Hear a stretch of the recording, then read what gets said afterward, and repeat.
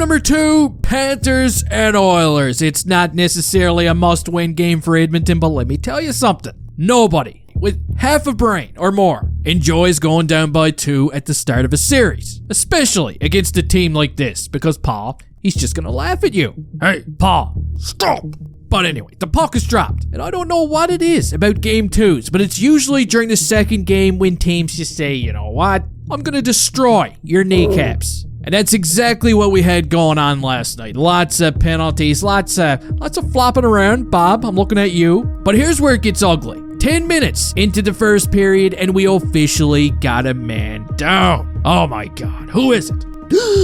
It's Mouthwash. Fogle McLovin goes for some contact, gets on knee, and he's hurt. The refs take a closer look at this one, and guess what? McLovin, your ass is out of here. It's a 5-minute major. Yup. In fact, it's a golden opportunity for the Cats. However, the power play gets derailed when Ekman Larsson gets caught tripping up Janmark. And during the 4-on-4 on the Oilers' first shot of the game, Bobrovsky's got the legs wide open. He's about 6 centimeters dilated from what I can see, and Ekholm scores what I like to call a bit of a stinker, okay? A bit of a stinker. But just like that, we got a 1-goal game. The Panthers do keep pushing. They come really close. Montour actually rings one off the crossbar at one point. Bodies are still flying everywhere. McDavid, bit of advice. Hide the band-aids, okay? Because everybody's going to be asking for one. But that's going to do it for the first period. The Oilers are just dancing into the second period up by 1, which is a good spot to be.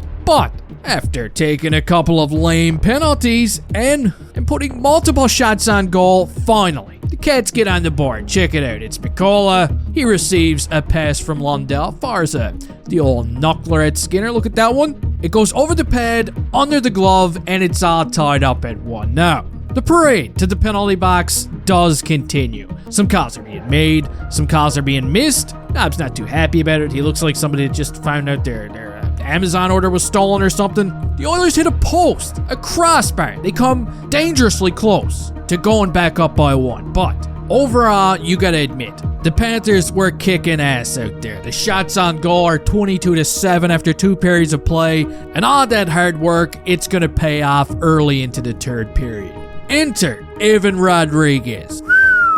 What a shot. He goes top titty with it. Tough play for Evan Bouchard, who, pretty much set him up. But this goal is massive. The Panthers have their first lead of the game, and they're only about to get worse for Edmonton because they just can't seem to control themselves. Leon Draisaitl goes for a big hit on Alexander Barkov. Ooh, that's not how you do it. He gets him with the elbow right in the chops. Barkov had to be helped off the ice. He went down the tunnel. And on the following power play, once again, it's Evan Rodriguez scoring a huge goal, chipping in his 6th goal of the playoffs. What a beauty. Actually, what a good story this guy is. He's an undrafted player, and you gotta admit, he's been clutch. Now the Oilers, they do try and battle back, but it's a pretty tall order. Skinner's on the bench. They need not 1, but 2 goals on Bobrovsky to tie this game. And during the final push, Aaron Ekblad makes a big play, fires one into the empty net, and your final score of the game is 4-1 for the Florida Panthers. Wow. This game was absolute chaos.